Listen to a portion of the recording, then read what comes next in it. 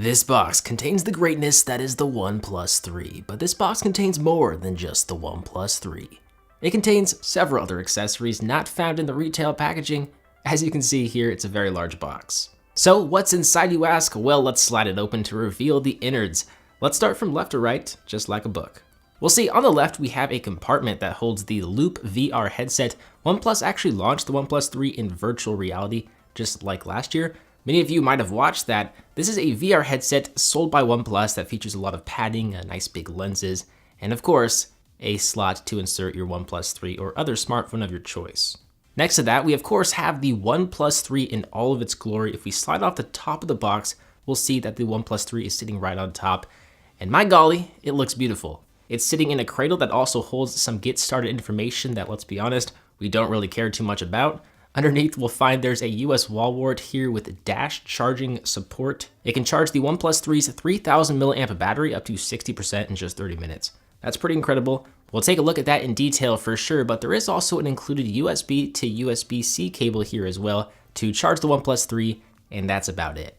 We'll see that OnePlus included a bunch of swappable backplates to completely change the look and feel of the device. If you don't like the look or feel of the metal unibody construction, well, you can add bamboo, carbon, a black apricot, rosewood, or even a sandstone protective case, which OnePlus sells, I think, for about $25. The last item in the box is an included dash charge card charger with an additional USB-C charging cable. It's built with aluminum. It feels really sturdy and premium.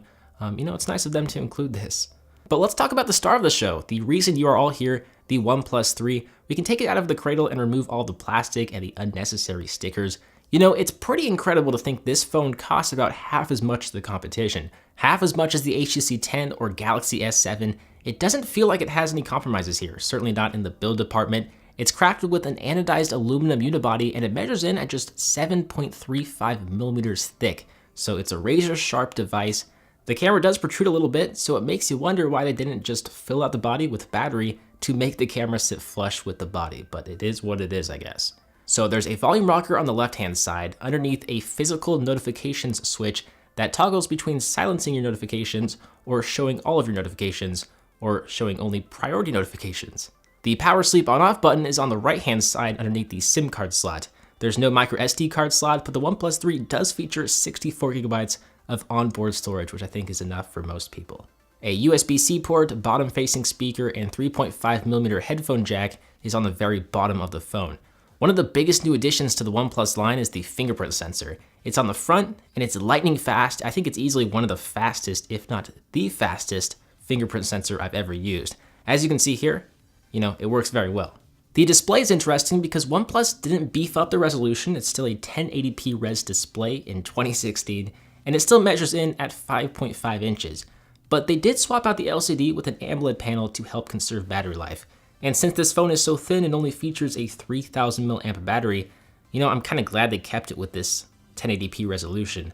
Though I would prefer a thicker phone with a bigger battery and a QHD resolution display. With that said, the display looks pretty good based off first impressions. The bezels are razor sharp, colors are pretty vibrant. Of course, the blacks are very true to color. There's lots of contrast. I do want to say the pre-installed wallpapers here are amazing. I'm loving the Art OnePlus. Some of them are kind of trippy, but I gotta say, these wallpapers are beautiful. Now, you might have heard the OnePlus 3 features the top-tier Snapdragon 820 quad-core processor with 6 gigabytes of RAM. Not 4 gigabytes, not even 5 gigabytes, but 6 gigabytes of RAM. OnePlus claims it's 35% faster than the OnePlus 2 with a 40% boost in graphical power, all while being more power efficient. The phone feels incredibly fast. There's really no question there is a lot of power under the hood. And I know OnePlus phones run fast. they've always performed very well, even with more modest specs. The OnePlus 3 has ditched CyanogenMod and is now running Oxygen OS based off Android 6.0 Marshmallow. It features a bunch of additional features not found in stock Android, like various gestures. You can swipe down on your home screen to view the notification panel or swipe up to view Google Now. And on the lock screen, you can draw a circle to access the camera, draw a V to access the flashlight. There's also a double tap to wake functionality. To the left of the home screen, there's a separate panel which contains some of your most used apps.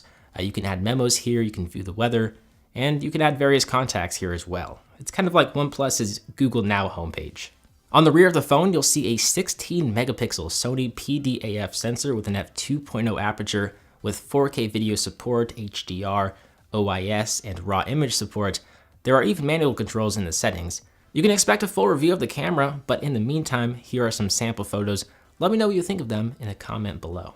I have mentioned there's a 3000 mAh battery here with dash charging support via a USB connection. Some other things worth mentioning is the fact that each OnePlus 3 is carrier unlocked and it supports GSM carriers. Apparently it supports 3G on Verizon, but not 4G. NFC is also present in the OnePlus 3, so you can use Android Pay if you so desire. To wrap up my unboxing and first impressions, I gotta say this phone is the complete package.